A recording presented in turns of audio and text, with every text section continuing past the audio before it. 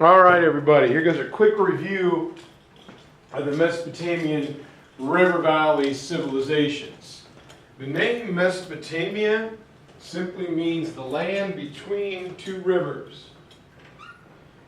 And the land between two rivers is right between the Tigris and the Euphrates rivers, running from the Persian Gulf all the way up into Turkey, almost to the Mediterranean. It's an area known as the Fertile Crescent.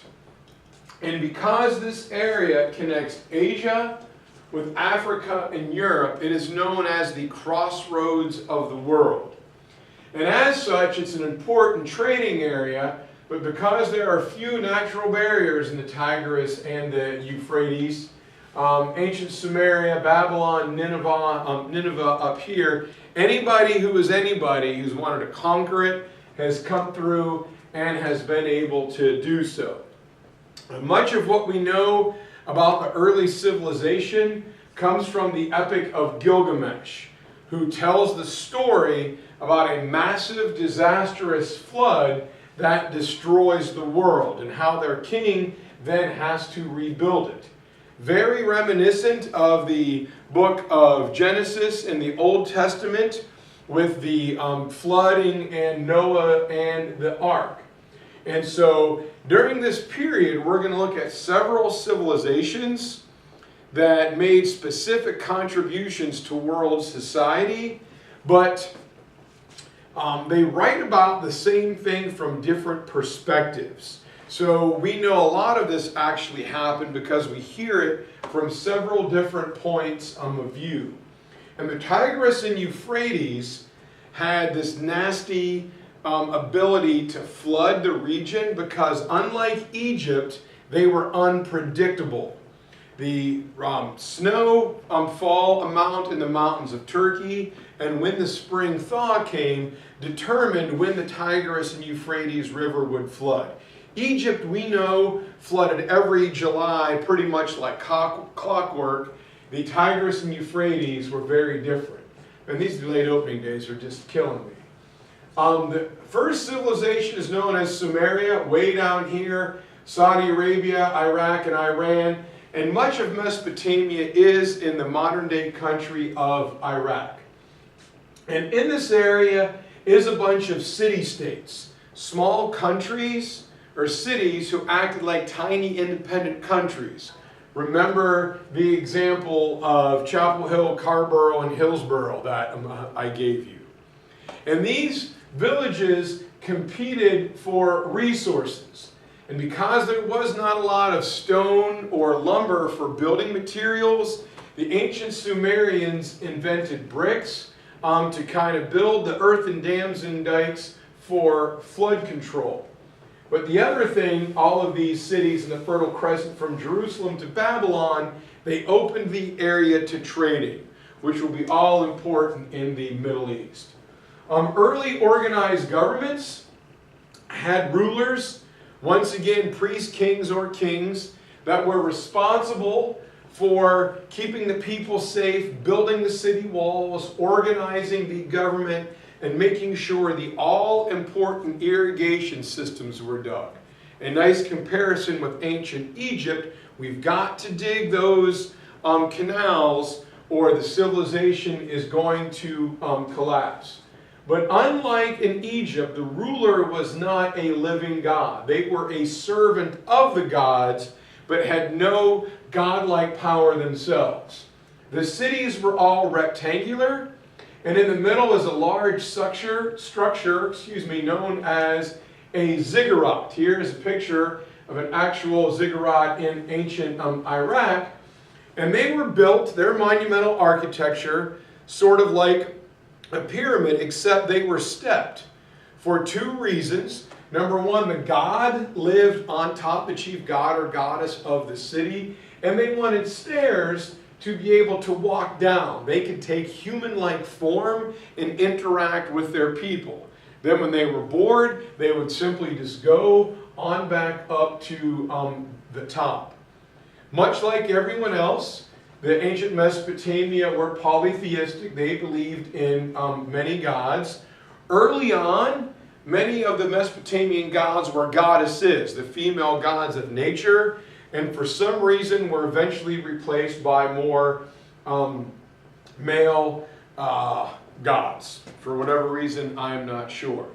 The other reason the ziggurats were stepped is because depending on your social class, that's how high you could go on the ziggurat in order to worship. The higher your social class, the higher up you got to go. But unlike Egypt, when you died and went to the happy valley of food, if your heart was judged as good enough, everybody in the ancient Mesopotamian, the Sumerian civilization, went to a dark cave and ate mud, whether you were good or bad. This is most likely due to the very turbulent atmosphere. You've got the difficult floods coming. You're constantly trying to rebuild dams and dikes and irrigation canals. And just as you get a crop to grow, here comes an invader. So since their earthly life was very difficult, their heavenly life they thought would be just as difficult as well. Social class system is pretty much the same. On top we have the king. Underneath him, the chief priest and priestesses of the temple. But a difference when we get to ancient Egypt, artisans, skilled artisans, merchants, and traders were very important. Because the Middle East is the crossroads of the world, Africa, Asia, Europe, India, traders and merchants are always going to be recognized for not only the goods they trade and share, but also information and technology. Cultural diffusion. Underneath them, we've got the farmers, growing the food, then the, just the menial laborers, sometimes criminals, and the slaves who are more often than not conquered prisoners of war. And the ancient Middle East is going to be a constant rotation of combat. Some civilization will become dominant. They will stay on king of the mountain for a while to only be quickly toppled by another civilization who is advancing. Ancient Mesopotamia, ancient Sumeria, is the first place where we have a record of writing, cuneiform, which is writing pictures or symbols on a clay stone tablet with a sharp stick, kind of like a pencil, was invented around 3200 BC. And it was used for recording prayers and rituals, but also like myths, legends, and actually different legal codes. Scribes went through a very difficult training process. If you wrote neat and tidily and well, you would get a good job in a temple or for a merchant or for the king, and your family got to move up with you. If you were a sloppy writer, then you would be beaten or caned and eventually kicked out of the school if you didn't get any better. The Sumerians will also come up with algebra and geometry. They will have a number system based on the number 60 and 6 if you reduce it down. And they came up with the concept of the 60-second minute, the 60-minute hour, and the 360-degree circle. So when you look at a clock on my wall, if you can tell time without digital time, you can thank the ancient Sumerians, because they are the students' favorite time. What time is it? It is Sumer time. All right, that one's for Noah and John, who really love my corny historical jokes. Okay. In 2300 BC, we get this handsome gent, Sargon the Akkadian, who will form the world's first empire of two different peoples. King Menes of Egypt conquered Lower Egypt, but they were all Egyptian. Sargon creates the world's first empire of different city-states. And after him, we're going to look at several different groups who made a significant contribution to world society. Second up is Hammurabi. Hammurabi was the king of the Babylonian civilization around 790 BC. And from his king Marduk, he is going to get a series of 300 laws. Very similar to the way Moses got the 10 Commandments in the book of Exodus. And Hammurabi will conquer and bring Mesopotamia under his control, and then set out these laws on pillars for everyone to see. So you knew what the law was and what the punishment would be for breaking that law. Here is one of the pillars of Hammurabi. And his code was very rigid and unequal. You've heard the old saying, an eye for an eye. But in reality, punishments were much less harsh on rich men than they were poor people and women. If a rich man injured a poor person, he may only pay a small fine. But if a poor person injured a rich man or a noble, let's say his wagon breaks a noble's leg, then that farmer would have his leg broken. But they were not equal at all. Very rigid, very inflexible. The poorer you were, and women suffered the most difficult penalties.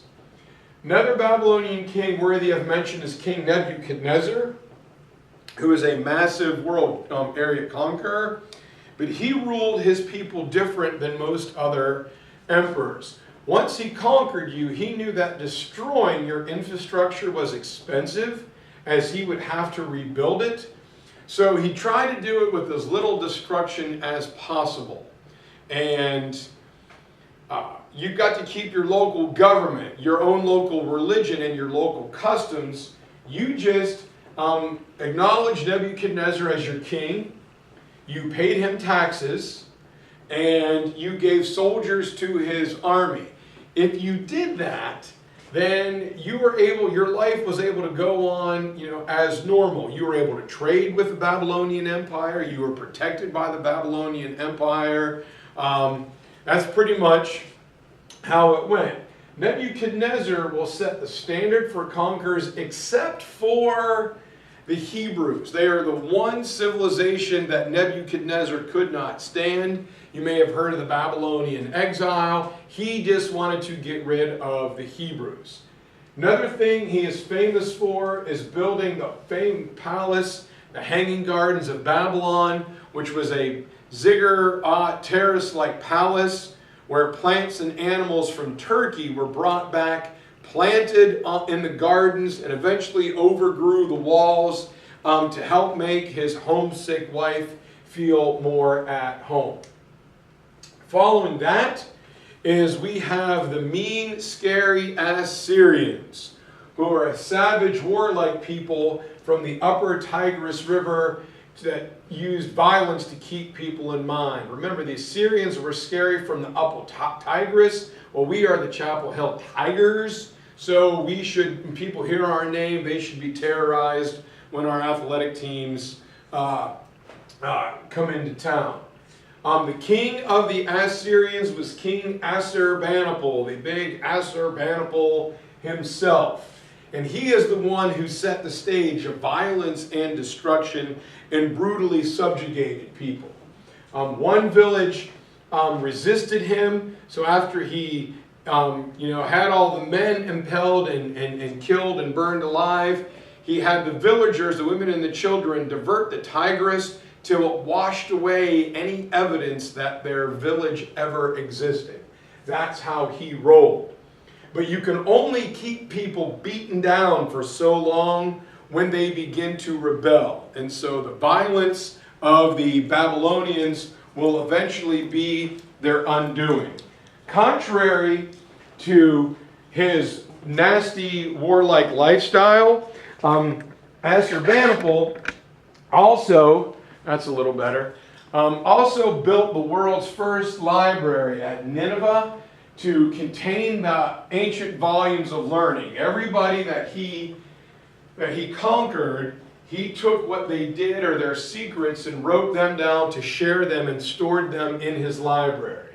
And here he is showing Assurbanipal fighting like a lion in the desert, kind of like Vladimir Putin wrestling that drugged up bear a few years ago.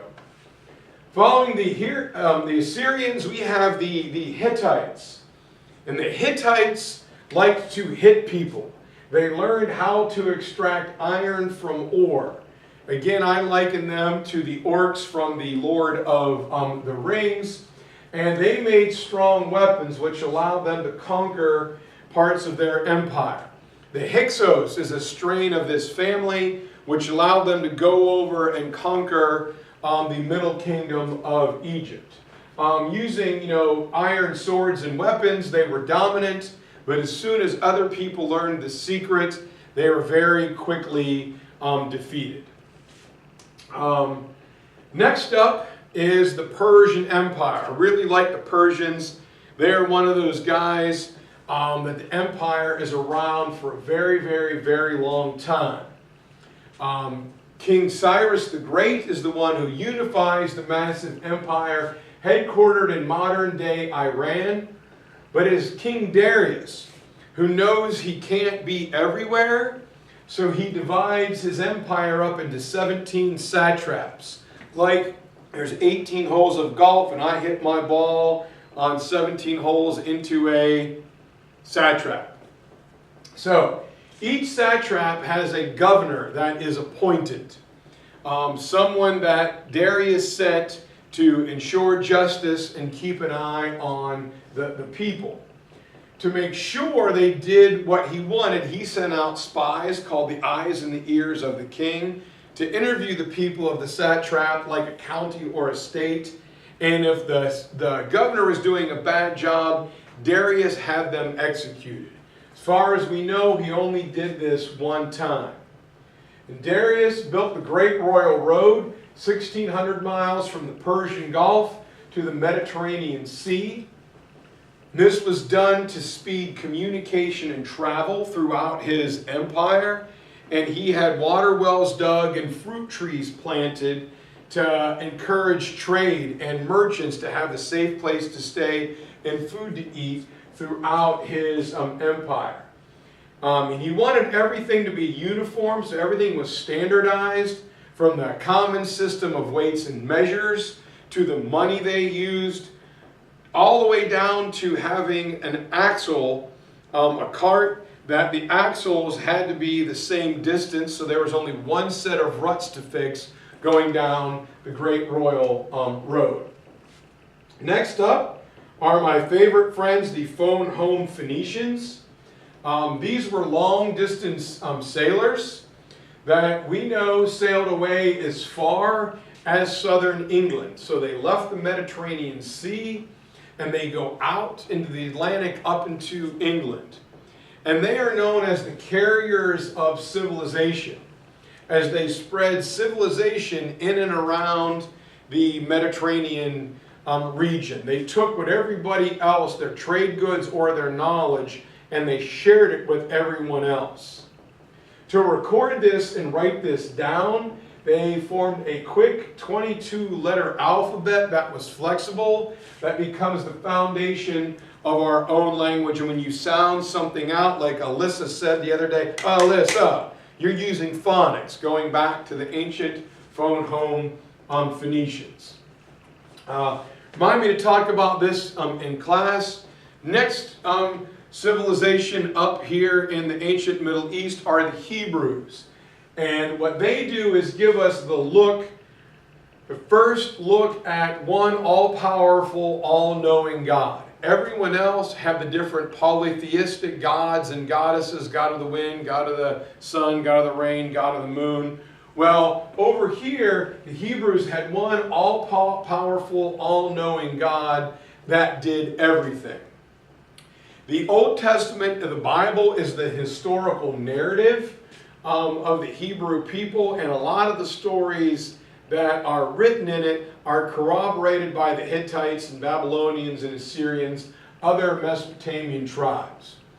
And the key thing about the Hebrew civilization and Judaism is they believe that God formed a covenant or a contract with his people.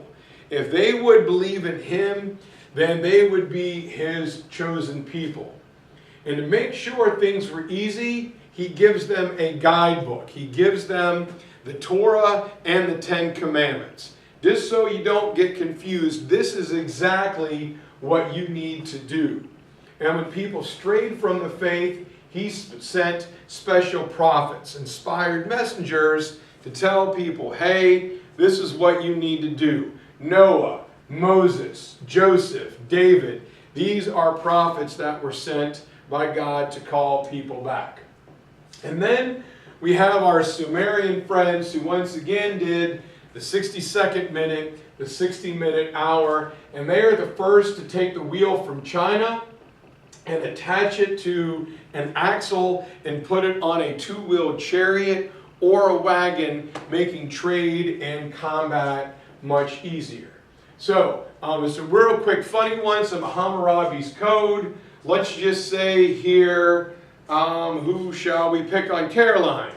Caroline is a carpenter who builds a house. Unfortunately, the house collapsed and killed the owner. What should Caroline's punishment be?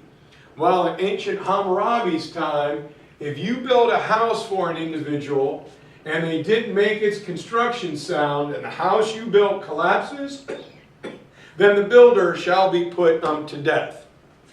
Next one, because of poor economic conditions and budgeting, Zach is unable to pay his debts. Well, what should happen to Zach? What should we do to him? Well, Zach, if a man is in debt, then he may have to sell his wife and children into what's called debt slavery to pay off his debt for 3 years. Thanks, Dad, for not paying the bills. During the 4th year, they shall be given their freedom. So you see that these punishments are very quick and very severe. They really just don't play around in ancient Mesopotamia. All right, guys, there's your Mesopotamian review. Look for India and China coming up here soon.